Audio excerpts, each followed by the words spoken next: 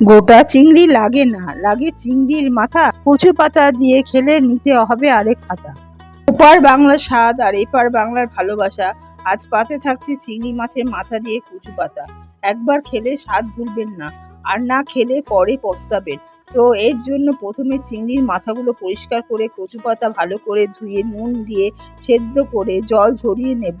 আর হ্যাঁ, লেবুর রস দিতে ভুলবেন না, যাতে গলা না ধরে। কড়াইয়ে তেল গরম করে মাথাগুলো নুন হলুদ দিয়ে ভেজে অবশিষ্ট তেলে শুকনো লঙ্কা ও গোটা জিরে ফোড়ন দিয়ে পেঁয়াজ কুচি, রসুন ও সেদ্ধ করা কচু পাতা দিয়ে ভালোভাবে নাড়াচাড়া করে স্বাদ মতো নুন ও গুঁড়ো মশলা দিয়ে জল শুকিয়ে এলে ভাজা মাথাগুলো দিয়ে খানিকক্ষণ নাড়িয়ে নামিয়ে নিন।